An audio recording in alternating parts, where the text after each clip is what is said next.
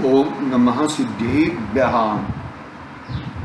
नमो इहन्ताणं नमो सिद्धाणं नमो ऐर्याणं नमो उवज्झायाणं नमो लोई सव्वसाहूणं मंगलमय मंगलकरण वीतराग विज्ञान नमो ताई जाते थे हरिहंतादि महान करि मंगल करि हूँ महाग्रंथ करण के काज जेती मले समाज सब आमी निज पद राम आमी निज पद राम चेती ने चेतन चेत्या विना यम छालसी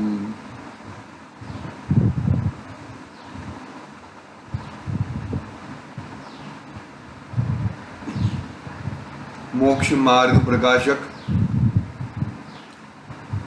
आचार्य कल्प पंडित प्रवर पंडित रुडलबंद जी साहब द्वारा रचित मोक्ष मार्ग प्रकाशक अपने सामने विराजमान है। पंडित जी का एक मौलिक ग्रंथ है।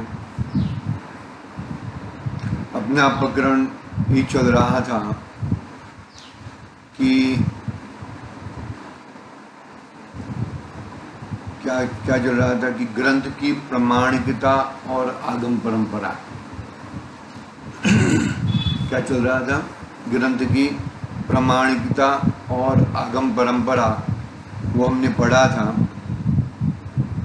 फिर अपनी बात उसमें पंडित जी ने अपना कितना अभ्यास वर्तता है, मैंने किस किस चीज़ों का कैसे कैसे अभ्यास किया है, वो प्रकरण पंडित जी ने लिखा। फिर एक और प्रकरण लिखा है, उसका नाम है असत्य पद रचना प्रतिषेध, यानी कि असत्य पदों की रचना नहीं हुई है। मुख्य कारण बताया कि असत्य पदों की रचना तो अति तीव्र क्रोध, तीव्र मान, माया, तीव्र लोभ के प्रभाव से ही वो हो सकता है। ऐसे ही जिनेंद्र भगवान के पदों का कोई अवर्णावाद नहीं कर सकता। और कोई एक कादा ग्रंथ में मानो कि सपोज आ गया हो, तो भी जो सच्चे मोती हैं उसमें झूठे मोती कभी रुक सकते नहीं है। पढ़ा था हमने, फिर भी हम पढ़ते हैं, वहां से पढ़ते, शुरू से ही पढ़ते हैं कि किस तरह से और भी एक प्रबल कारण ये बताया कि जिनेंद्र भगवान के वचनों से कषाय मिटती है और लौकिक प्रयोजन कार्य घटते हैं। लौकिक प्रयोजन कार्य घटते हैं, कषाय मिटती है, कषाय का नाश होता है, और लौकिक प्रयोजन कार्य क्या होते हैं भैया? कम होते हैं, घटते हैं। तो वो यदि वो हो रहा है तो वो कोई भी ग्रंथ हो, हमें उससे कोई मतलब नहीं है। पढ़ते हैं हम यहाँ से कि बहुत प्रबल कारण बताए कि असत्य पदों की रचना, और हमारी भी जवाबदारी बता दी ना, हमारी भी जवाबदारी बता दी कि हम हमारी कषाय हम बढ़ाए और लौकिक कार्य भी बढ़ाए, तो अपना प्रयोजन वो सिद्ध नहीं होता। देखो पढ़ता हूँ मैं, यहाँ कोई पूछता है कि परंपरा तो हमने इस प्रकार जानी, बराबर, इस प्रकार जानी कि तीर्थंकर परमात्मा, गणधर देव, बाद में अंग प्रकीर्ण की रचना हुई, बाद में अंगधारी बाद में कुछ कम अंगधारी द्वादशांगधारी, बाद में कुछ कम अंगधारी आचार्य देव, आचार्य देव मुनिराज, ज्ञानी पुरुषों, बराबर है। इस प्रकार हमने परंपरा तो जानी, परंतु इस परंपरा में सत्यार्थ पदों की ही रचना होती आई, असत्यार्थ पद नहीं मिले। ऐसी प्रतीति हम कैसे करें, ऐसी प्रतीति हम किस प्रकार से करें, उसका समाधान। असत्यार्थ पदों की रचना अति तीव्र कषाय हुए बिना नहीं हो सकती। अति तीव्र कषाय हो तो ही वो असत्यार्थ पदों की रचना होती है, बाकी असत्यार्थ पदों की रचना ऐसे होती नहीं है। एक तो ये बात तीव्र कारण बताया कि अति क्रोध, अति मान, अति लोभ, अति माया अति हो तो ही असत्य पदों की रचना होती है, बाकी असत्य पदों की रचना होती नहीं है। एक छोटा सा उदाहरण देता हूँ उसमें। मानोगे हम लोग टीवी सीरियल में देखते हैं ना महाभारत आदि, तो वो कुछ वो द्रोणाचार्य को दिखाया है ना, द्रोणाचार्य को दिखाया है। द्रोणाचार्य को अपना जो पुत्र था अश्वत्थामा, बराबर है, तो अश्वत्थामा के ऊपर इतना प्रेम था, इतना वो था, तो तीव्र कषाय, कितनी तीव्र कषाय कि अश्वत्थामा मारा गया, कोई चेक भी नहीं किया और हथियार छोड़ दिए, हथियार छोड़ दिए। मतलब इतनी एक तीव्र कषाय है वो। मतलब अलग तरीके से आप मत लेना, ये तीव्र कषाय का उदाहरण है। अरे तुम्हें एक बार नहीं हुआ, 2 बार नहीं हुआ, 5 बार नहीं हुआ। मंद कषाय का बात करूं, मंद कषाय वो जो बिंची पानी में डूब रहा है तो वो सज्जन पुरुष उसको निकालते हैं, लेकिन वो कौन सा वो डस मारता है, डस मारते वापस छूट जाता है, वापस निकल, तो क्या कहते सज्जन पुरुष, अरे उसको डस मारना तो उसका कार्य है और मुझे बचाना मेरा कार्य है। समझ में आया ना? मतलब ये जो कषाय की तीव्रता, कषाय की तीव्रता किसकी है? कषाय की तीव्रता वो बिंचू की है, और मंद कषाय किसकी है? इसकी है। तो मंद कषाय वाले कभी मत मानोगे वो कभी इस प्रकार की बात करते नहीं। तो पकड़ना बात को जरा,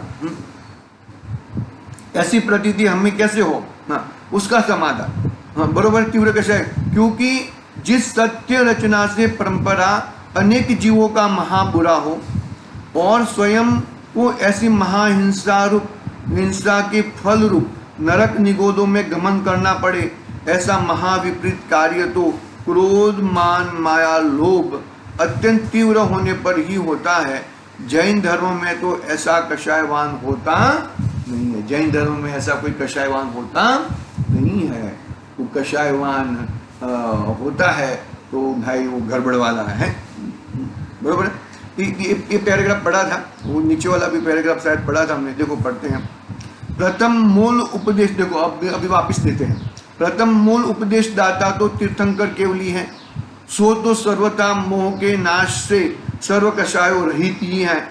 फिर ग्रंथकर्ता ग्रंथर तथा आचार्य वे मोह के मंद के उदय से सर्व बाह्यभ्यंतर परिग्रह का त्याग करके महामंद कषाय हुए हैं, महामंद कषाय हुए हैं। उनके इस मंद कषाय के कारण किंचित शुभोपयोग ही प्रवृत्ति पाई जाती है और कुछ प्रयोजन नहीं है, और कोई प्रयोजन नहीं है। आचार्य देव और ग्रंथर देव तो महामंद कषायी है, मंद कषायी है। कषाय का नाश नहीं हुआ है। कौन सी कषाय चल रही है? संजलन कषाय। जब शास्त्र लिखते हैं तब तीव्र संजलन कषाय चलती है, प्रत्याख्यान में नहीं आती। प्रत्याख्यान में आ जाए तो क्या हो जाए भाई? प्रत्याख्यान का उदय आ जाए तो बस हो जाए। संजलन का ही उदय चलता है मुनिराज को। अनंतानुबंधी का उदय आ जाए तो मिथ्यात्व आ जाए, बरोबर है। अप्रत्याख्यान का उदय आ जाए तो चतुर्गुण स्थान आ जाए, और प्रत्याख्यान का उदय आ जाए तो कौन सा गुणस्थान आ जाए भाई? पंचम गुणस्थान आ जाए, बरोबर ना। परंतु छठा सातवां गुणस्थान चला जाए, अप्रत्याख्यान का उदय आ जाए तो प्रत्याख्यान का उदय आ जाए तो ऐसा हो। समझ में है ना? जो देखो अनंतानुबंधी चतुर्थ गुण स्थान में, प्रत्याख्यान पंचम गुण स्थान में, और अप्रत्याख्यान का नाश अप्रत्याख्यान जाते ही छठा सातवां गुण स्थान आता है। तो अप्रत्याख्यान का उदय आया तो पंचम गुण स्थान में आ जाएंगे, बरोबर है। तो कहने का भावार्थ यहाँ पर उस मन कषाय के कारणभूत किंचित शुभोपयोग की किंचित शुभोपयोग की प्रवृत्ति पाई जाती है। और शुभोपयोग में क्या लिखते हैं? एकमात्र शास्त्र, यानी कि उपदेश देते हैं और शास्त्र की रचना होती है तीव्र संचलन कषाय में। आगे, तथा श्रद्धानी गृहस्थ भी कोई भी ग्रंथ बनाते हैं, वे भी तीव्र कषायी नहीं होते। यदि उनके तीव्र कषाय हो तो सर्व कषायों का जिस प्रकार से नाश करने वाला जो जिन धर्म, उसमें रुचि कैसे होती? सर्व कषायों का नाश करने वाला जिन धर्म में उसको रुचि कैसे होती? जिसकी तीव्र कषाय हो। अथवा जो कोई मोह के उदय से अन्य कार्यों द्वारा कषाय का पोषण करता है तो करो, अथवा जो कोई मोह के उदय से अन्य कार्यों द्वारा कषाय का पोषण करता हो तो करो, परंतु जिन आज्ञा भंग करके अपनी कषाय का पोषण करे तो वो जैनीपना नहीं है, बराबर है। फिर ठीक है, इस प्रकार जैन धर्म में ऐसा तीव्र कषाय कोई नहीं होता जो असत्य पदों की रचना करके पर का और अपना पर्याय में बुरा पर्याय में, अरे जिन धर्म का लांछन लगाना बहुत बड़ा कलंक लगता है, बहुत बड़ा, याद रखना, और बहुत बड़ा तीव्र पाप लगता है उसमें। देखो तीव्र पाप लगता है, मतलब एक दो उदाहरण है ऐसे। देखो वो अपना क्या जो अंजना सती अंजना जी थे ना, तो उन्होंने कुछ भगवान की मूर्ति को कुछ 22 मिनट के लिए, कुछ समय के लिए बाहर निकाले थे। तो वो उनका फल में 22 साल तक क्या था, 22 साल तक पति का वियोग रहा था। मतलब ये उदाहरण है भाई, वो निमित्त कर्तन होते हैं, ऐसा मत पकड़ लेना कोई भी चीज कि भाई समझ में आए ना। तो कहने का भाव ये जो हमने जैन धर्म के प्रति कषाय की, जैन धर्म के प्रति हमने जो जिससे कषाय नाश होती है, उससे कषाय कैसे कर सकते हैं हम? कोई भी हिसाब से हो सकती नहीं है। यदि कोई जैनाभासी, तो अभी आगे प्रश्न खड़ा किया, यदि कोई जैनाभासी तीव्र कषायी होकर असत्यार्थ पदों को जैन शास्त्र में मिलाए और फिर उसकी परंपरा चलती रहे तो क्या किया जाए? क्या कहा? समझ में आया कि नहीं आया? बात को समझ में नहीं आया कि कैसा प्रश्न खड़ा किया। यदि कोई ऐसा तीव्र कषाय हो गया और तीव्र कषाय हो गया और वो तीव्र कषाय होकर जैन शास्त्रों में उसकी परंपरा चलाए तो फिर क्या करें? तो समाधान, जैसे कोई सच्चे मोतियों के गहने में झूठे मोती मिला दे परंतु झलक नहीं मिलती। सच्चे मोती और झूठे मोती, मैंने कल भी उदाहरण दिया था, ये सब कल पढ़ा था, वापिस हम पढ़ रहे हैं कि वो हमारा जो फार्मास्यूटिकल का बिजनेस है ना, तो वो हर जगह से, हर एक ड्रम में से हर एक जगह से सैम्पलिंग करते हैं और फिर एनालिसिस करते हैं। तो समझ में आई कि नहीं एक बात? तो ये सच्चे मोतियों के गहने में झूठे मोती मिला दिया जाए तो झलक मिलती नहीं है। कोई अंदर मिलावट कर दिया जाए तो वो एनालिसिस में मालूम पड़ जाता है। ऐसा देखो, इसलिए परीक्षा करके पारखी ठगाता भी नहीं है। कोई बोला हो वही मोती के नाम से ठगा जाता है तथा उसकी परंपरा भी नहीं चलती। वो तो जो भोला व्यक्ति, यानी कि पागल व्यक्ति, भोला का मतलब पागल व्यक्ति, जिसको कुछ सूझबूझ नहीं है, ऐसा कोई व्यक्ति, ऐसा व्यक्ति के तो, लेकिन वो तो वहां तक ही रहता है, उससे आगे चलता नहीं है। हाँ, क्या कहा था? हाँ।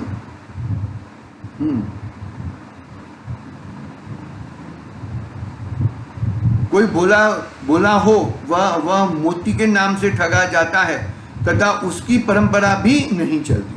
शीघ्र ही कोई झूठे मोतियों का निषेध करता है।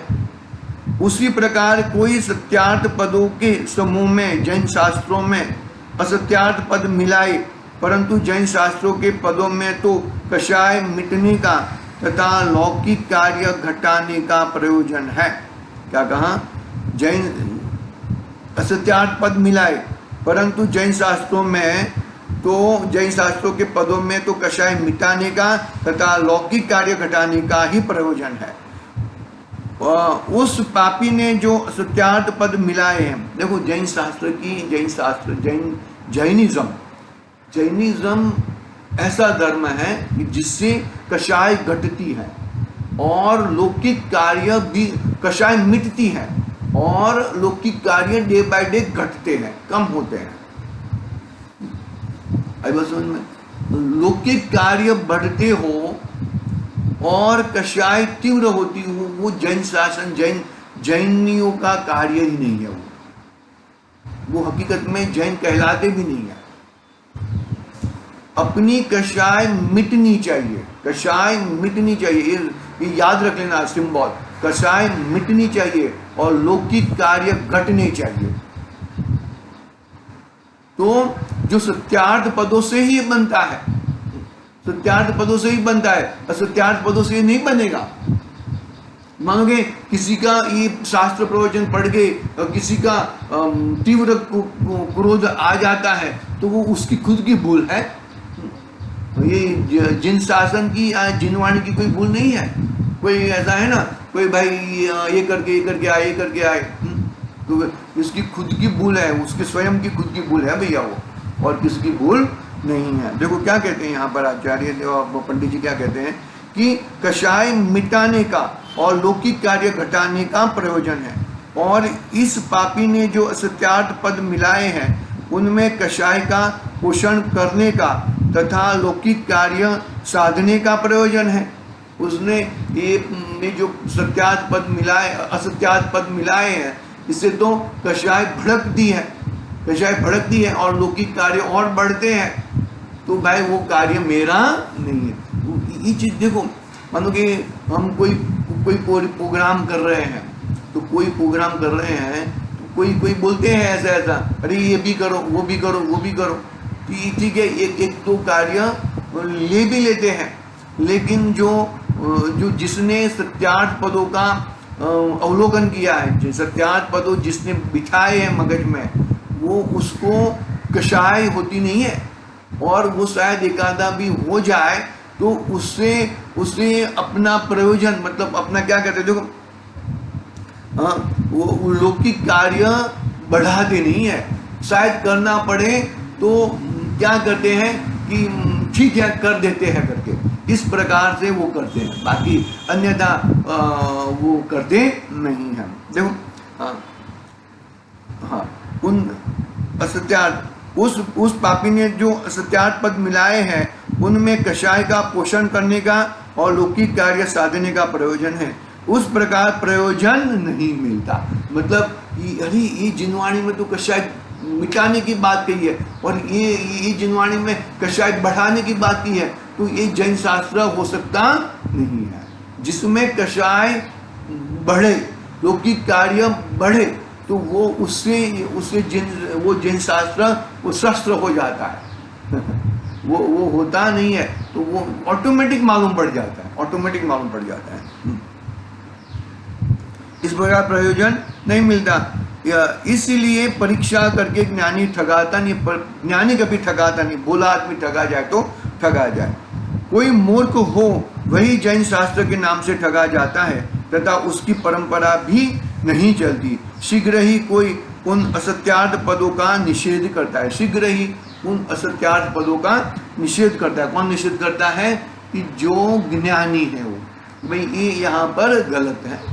कोई विधान आदि रचना होती है या कोई तो कोई शब्द गलती आ जाती है तो बोलते हैं कि भाई ये शब्द में मिस्टेक है, ये शब्द सुधार के पढ़ो।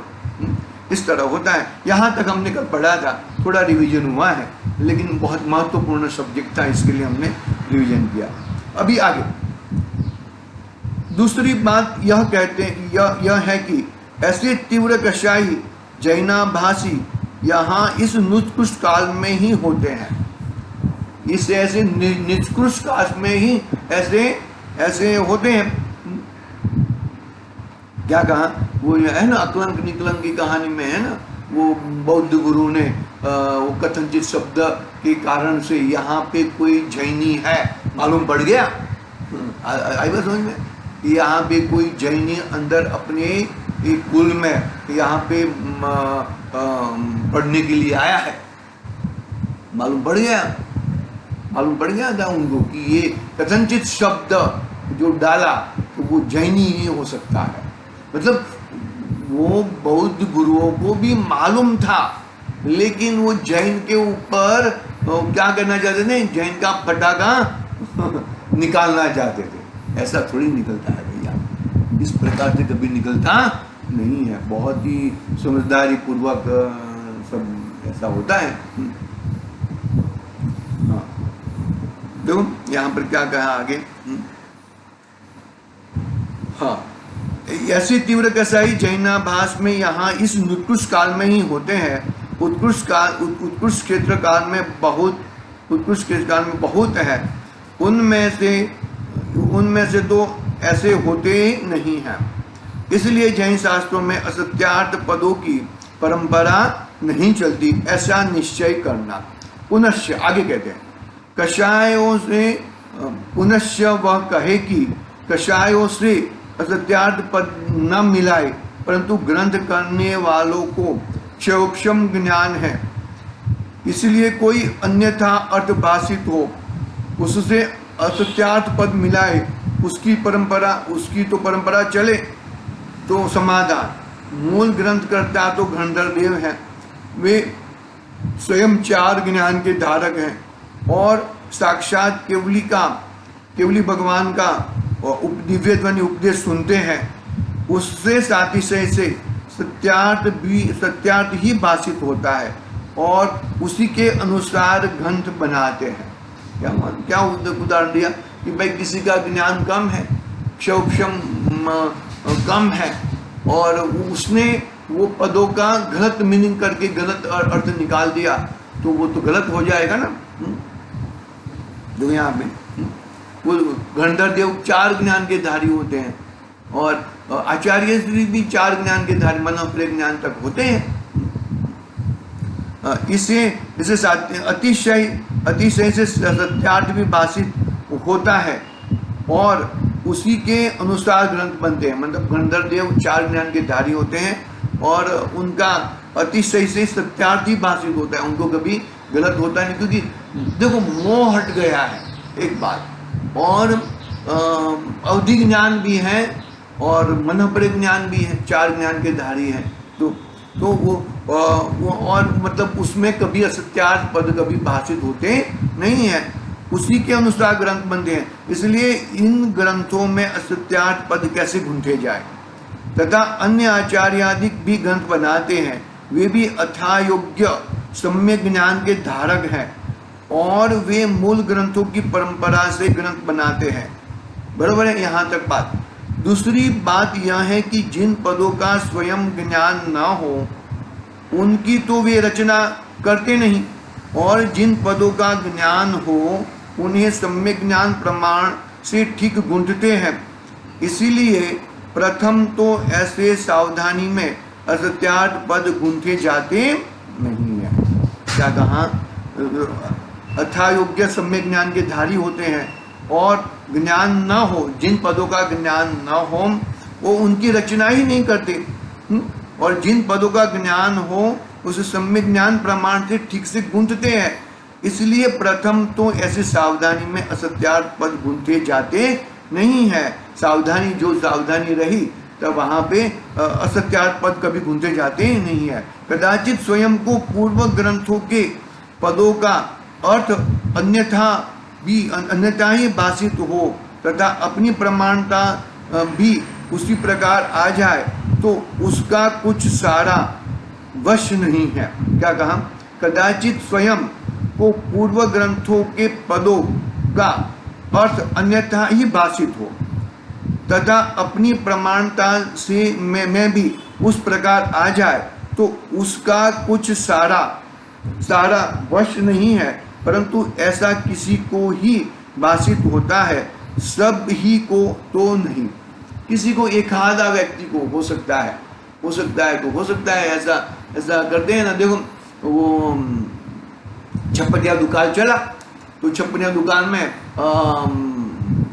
बात हुई कि भाई चलो अभी अपना नग्नपना नहीं सहा जाता तो कपड़े पहन लो, तो कपड़े पहन के बाद में कपड़े उतारने की बात नहीं की और वहां से सितंबर में चालू हो गया।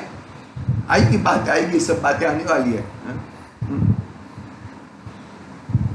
परंतु ऐसा किसी को ही भाषित होता है।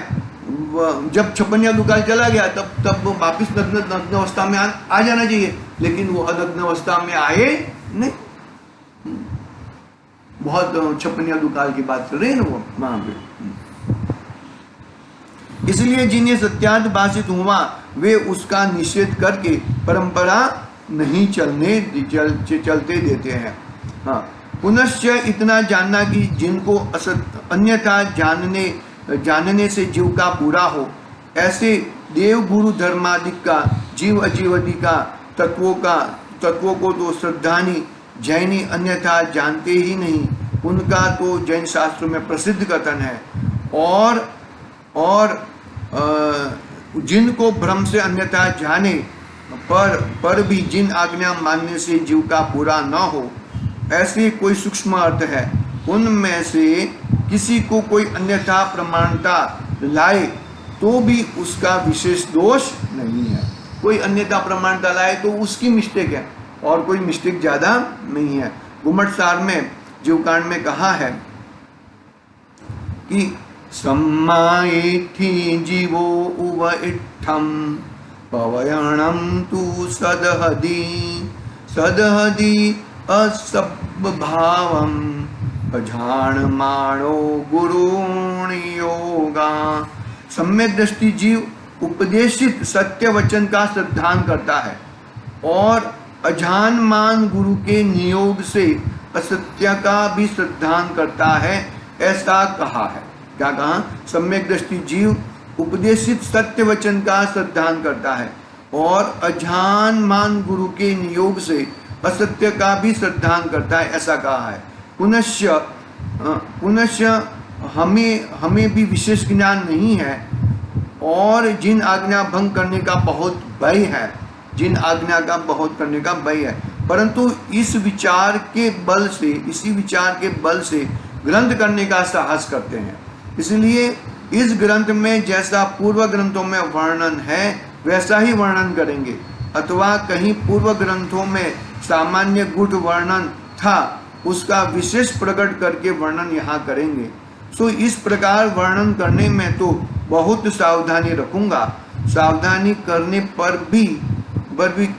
पर भी कहीं सूक्ष्म अर्थ का अन्यथा वर्णन हो जाए तो विशेष बुद्धिमान हो वे उसे संवार कर शुद्ध करे, ऐसी मेरी प्रार्थना है।